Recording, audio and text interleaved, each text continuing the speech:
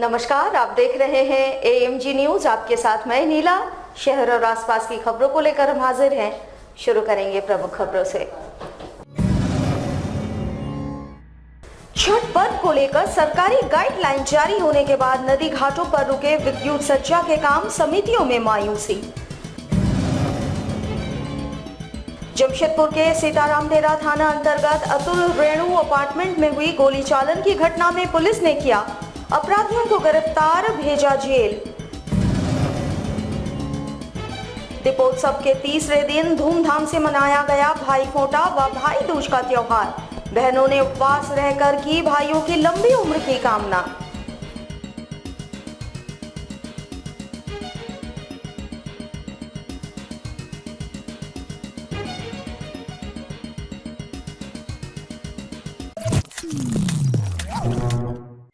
अब खबरें विस्तार से। छठ पर्व को लेकर सरकार का गाइडलाइन जारी होने के बाद नदी घाटों में होने वाले विद्युत सज्जा के सारे काम को विभिन्न समितियों द्वारा रोक दिया गया है। साथ ही आम लोगों से अपील की जा रही है कि सरकार के दिशा निर्देश का सारे लोग पालन जरूर करें। शहर के बिष्टुपुर स्थित खरकाई नदी, बागबेड़ा बड़ौदा घाट की बात करें या फिर जुगसलाई स्थित महाकालेश्वर छठ घाट की बात हो, इस वर्ष आयोजन समितियों में मायूसी बरकरार है। पर सुरक्षा के दृष्टिकोण से सरकार के द्वारा जो निर्णय लिया जा रहा है उसका भी पालन सुनिश्चित करने के उद्देश्य से समितियों के सदस्य स्वयं श्रद्धालुओं से अपील करते नजर आ रहे हैं। वहीं कोल्हान के सबसे चर्चित जुगसलाई स्थित महाकालेश्वर छठ घाट समिति द्वारा इस वर्ष श्रद्धालुओं से घाट पर न आने की अपील की जा रही है। साथ ही सरकार के द्वारा जारी दिशा निर्देश का पालन करने की अपील की जा रही है। बता दें, सरकार के गाइडलाइन से पूर्व ही नदी घाटों में साफ सफाई की जा चुकी थी, पर अब गाइडलाइन जारी होने के बाद जिला प्रशासन के साथ साथ सारे घाट समितियों द्वारा सरकार के द्वारा जारी गाइडलाइन का पालन हो, इसके लिए कई कदम उठाए जा रहे हैं।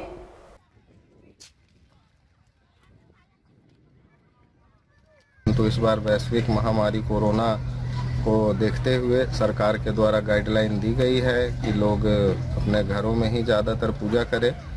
तो हम लोगों की समिति ने भी ये निर्णय लिया है कि हम सरकार की गाइडलाइन का पूरी तरह से पालन करेंगे, परंतु आने जाने वाले रास्तों पर कुछ लोग आना जाना करेंगे ही, इसलिए उनके लिए हैलोजन के द्वारा प्रकाश की उचित व्यवस्था की जाएगी।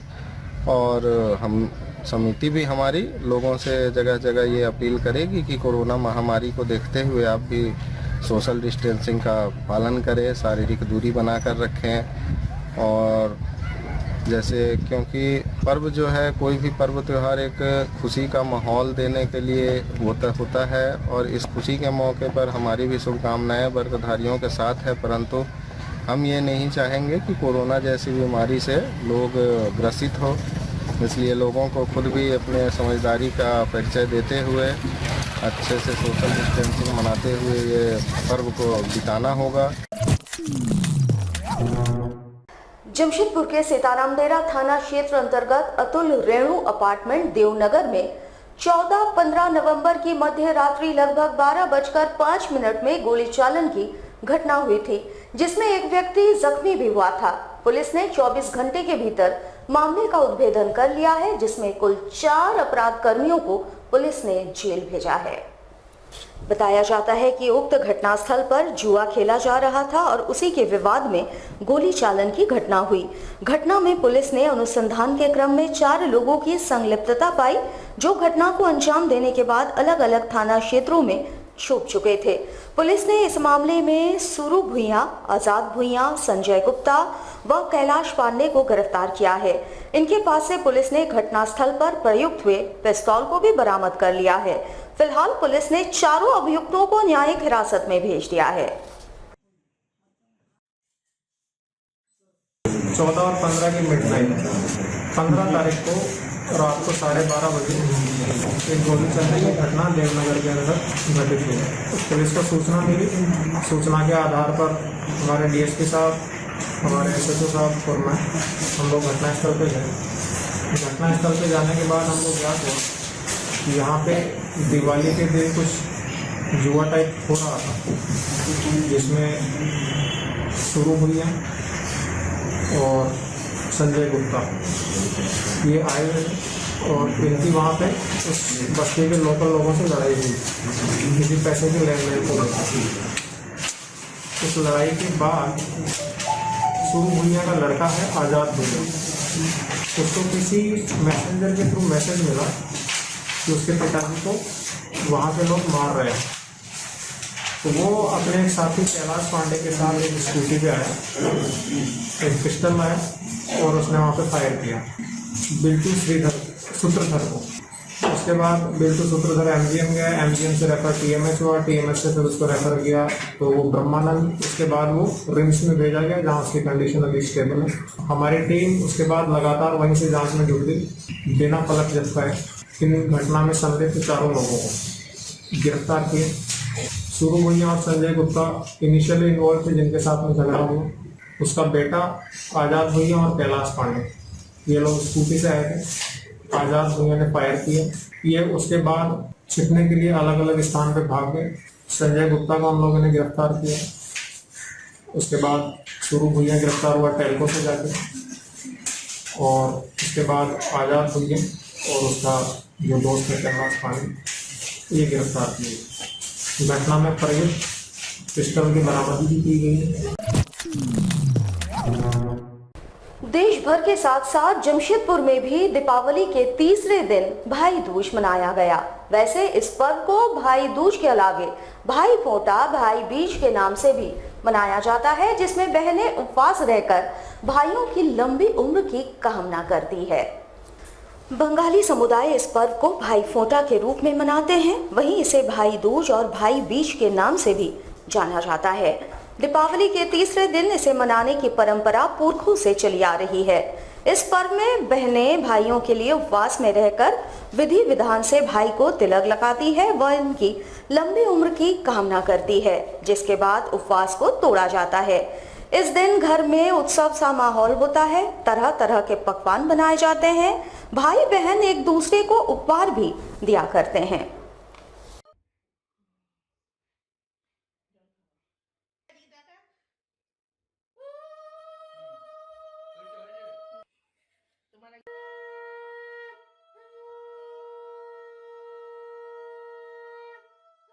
भाई फोटा हम बंगाली भाई बहन का पर्व है। यहाँ पे इस पर्व पे हम बहनें भाई की लंबी उम्र की प्रार्थना करते हैं और भाई से आशीर्वाद लेते हैं और भाई हमें बहुत से तोहफे देते हैं और बदले में भी हम भाई को बहुत तोहफे देते हैं। पूरे देश भर सहित जमशेदपुर में गोवर्धन पूजा सोमवार को मनाया गया। बहनें अपने भाइयों की लंबी उम्र की कामना करते हुए इस पूजा को किया करती है।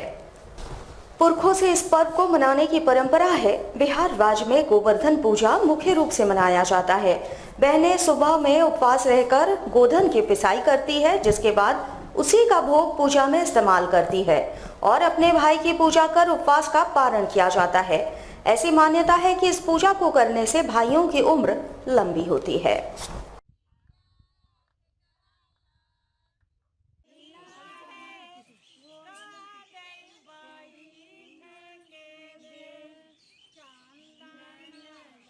भाई की लंबी उम्र की दुआ हम लोग मांगते हैं और कुटते हैं, गोधन कुटते हैं।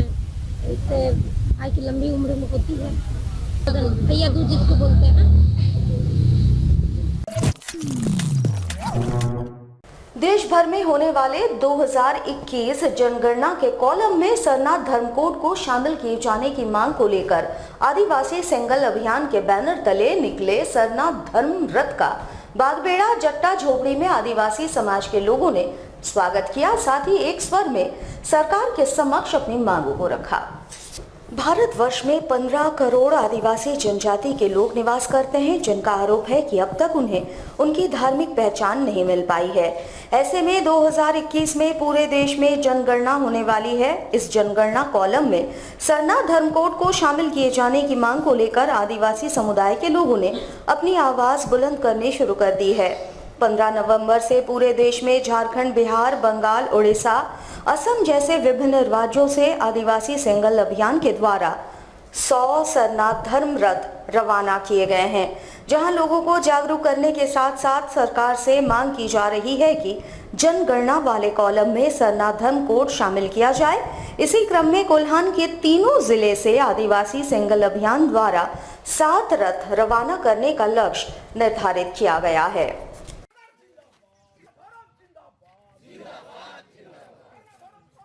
कल 15 नवंबर बिरसा जयंती के दिन से झारखंड, बंगाल, बिहार, उड़ीसा, असम में सरना धर्म कोड की मान्यता के लिए 100 सरना धर्म सगाड़ या रथ हम लोगों ने निकाला है।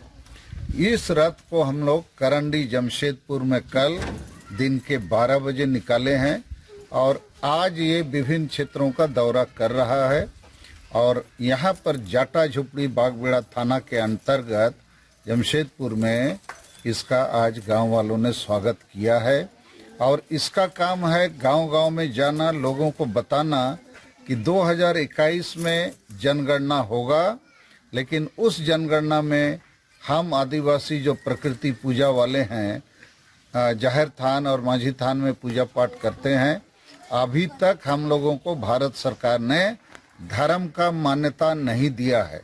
इसलिए हम लोग की मांग है कि 2021 की जनगणना में हर हाल में हम लोग को सरना धर्म कोड दिया जाए। जमशेदपुर पुलिस के द्वारा लगातार नशे के खिलाफ अभियान चलाया जा रहा है। विगत दिनों पुलिस ने गुप्त सूचना के आधार पर सीताराम डेरा थाना अंतर्गत देवनगर में छापेमारी की थी, जहां पुलिस को बड़ी कामयाबी हाथ लगी, जिसमें 4 महिलाओं को पुलिस ने गांजा और ब्राउन शुगर के साथ गिरफ्तार किया है। कोल्हान डीआईजी के निर्देश के तहत ये अभियान पूरे राज्य भर में चलाया जा रहा है। अलग अलग थाना क्षेत्रों में सूचना के आधार पर पुलिस छापेमारी कर रही है। विगत दिनों पुलिस ने सीताराम डेरा थाना क्षेत्र के देवनगर में छापेमारी की थी, जहां पुलिस ने 4 महिलाओं को बड़ी मात्रा में गांजा एवं ब्राउन शुगर के साथ गिरफ्तार किया है। गिरफ्त में आए महिलाओं का नाम एरिक मैरिक, छोटकी राय, तरनजोत सिंह एवं काजल कर्मकार है। पुलिस ने इनके पास से लगभग 2 किलो गांजा एवं 23 पैकेट ब्राउन शुगर बरामद किया है। नशे के खिलाफ चलाए जा रहे अभियान में पुलिस के लिए ये एक बड़ी कामयाबी है। ये देखिए, अभी डीजीपी सर के निर्देश के अनुसार पूरे झारखंड में नशे के खिलाफ एक अभियान चल रहा है। देवनगर की बात सामने आई कि देवनगर में ड्रग पेडलिंग हो रही है, वहाँ कुछ विक्रेता जो लोग ड्रग्स बेच रहे हैं।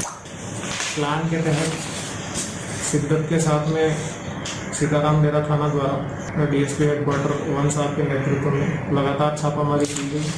इसमें जो ड्रग पेडलर्स का नाम आया था, उन सभी ड्रग पेडलर्स को हम लोगों ने गिरफ्तार किया है। इसमें एरिक मैरी, छोटकी राव, लगभग 2 किलो गांजा और 2 पुड़िया ब्राउन शुगर के साथ गिरफ्तार किया गया था 3 नवंबर को।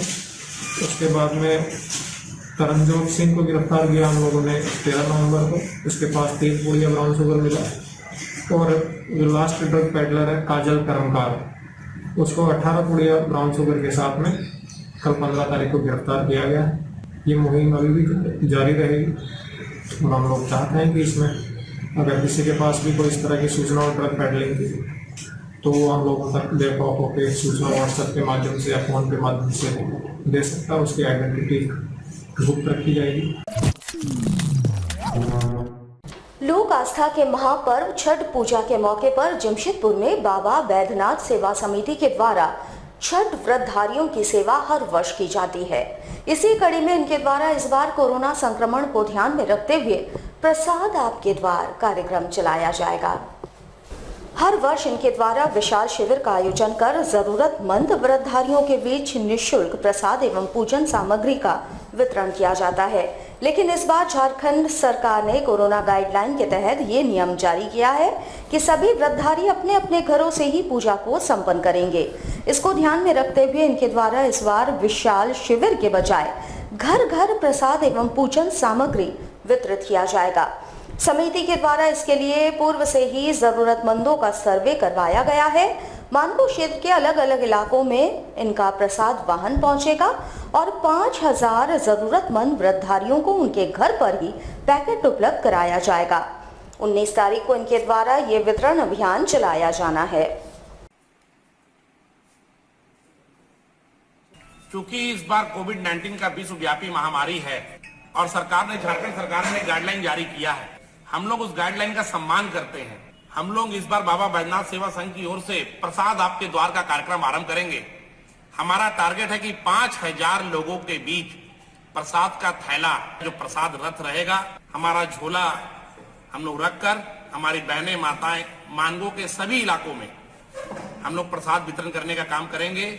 घर घर जाएंगे, सोशल डिस्टेंस रहेगा। हमारे साथ केवल संस्था के 4-5 महिलाएं और कुछ जगह में मैं जाऊंगा, बाकी जगह में हमारे कार्यकर्ता घर घर फल पहुंचाएंगे। इसके साथ ही हमने एक नंबर जारी किया है, 2 नंबर हमने जारी किया है। एक नंबर है 8540986994 और दूसरा नंबर है 9334141644। इस दोनों नंबर में अगर कोई भी फोन करेगा जिसके पास हम नहीं पहुंच पाए अथवा प्रसाद नहीं जा पाया, आधे घंटे के अंदर प्रसाद और पूरा पूजन सामग्री उसके घर पहुंचाने का हम लोग प्रयास करेंगे। जमशेदपुर में कांग्रेस अल्पसंख्यक मोर्चा द्वारा मानगो जवाहर नगर 14 नंबर में व्याप्त पेयजल की समस्या के समाधान की मांग को लेकर मानगो नगर निगम में पहुंचकर विशेष पदाधिकारी से मुलाकात की गई। साथ ही त्वरित रूप से समस्या के समाधान किए जाने की मांग की गई। इससे संबंधित एक मांग पत्र इन्होंने विशेष पदाधिकारी को सौंपा। इस दौरान इन्होंने कहा कि मानगो 14 नंबर में जब पानी का पाइपलाइन बिछाया जा रहा था, उस वक्त वहां मौजूद इंजीनियर को इस मामले में अवगत कराया गया था। इनके अनुसार पाइपलाइन बिछाने के लिए गड्ढे को गहरा नहीं किया गया और ऊपर ही ऊपर पाइपलाइन बिछाया गया, जिस कारण पानी सीधे निचले इलाकों में चली जाती है और ऊपर की तरफ लगभग 150 घर पानी से वंचित रह जाते हैं। समस्या लगातार बढ़ते जा रहा है और लगातार लोगों को पेयजल उपलब्ध नहीं हो रही है। इन्होंने मांग पत्र के माध्यम से विशेष पदाधिकारी से इस समस्या के त्वरित निवारण की मांग की है। कितने दिनों से प्रॉब्लम हो रहा है? हमारे रोड नंबर 14 जवाहर नगर में यहाँ तमाम बस्तीवासी लोग आए हुए हैं और वहाँ पर जो सबसे बड़ा दिक्कत का ये काम है कि वहाँ पर पानी लोगों को नहीं मिल पा रहा है। जब ये पाइपलाइन बिछाया जा रहा था उस टाइम में हमने पाइपलाइन को रोका गया था, तो हमने कहा था कि ऐसे लाइन सीधा दिया जाए। तो वहाँ के इंजीनियर ने क्या बताया और क्या नीचे पत्थर आ गया था। पत्थर काटने की जो जरूरत ना पड़े उन्होंने ऊपर उठा के ऐसे नीचे उन्होंने कर दिया है, जिसकी वजह से नीचे पानी चला जाता है। ऊपर जो बस्तीवासी लोग हैं उस क्षेत्र में पानी नहीं मिल पा रहा है। ज़्यादा से ज़्यादा 15 मिनट पानी मिलेगा, उसमें पानी 2 मिनट दिया जाएगा, फिर के बाद 5 मिनट को रुक जाता है पानी। दो वहाँ की बहुत बढ़िया समस्या पैदा हो गई है। ये करीब 150 घर है। पूरी तौर पर उस पानी का समस्या को हल किया जाए, या तो वाल सिस्टम किया जाए या फिर उसको पत्थर को काटते हुए पाइपलाइन बिछाया जाए सीधा करके। हमारे साथ लगातार जुड़े रहने के लिए आप हमें YouTube पर जरूर सब्सक्राइब करें। आज के लिए बस इतना ही। कल आपसे फिर मिलेंगे कुछ नई खबरों के साथ। तब तक के लिए AMG न्यूज की पूरी टीम को दीजिए इजाजत। नमस्कार।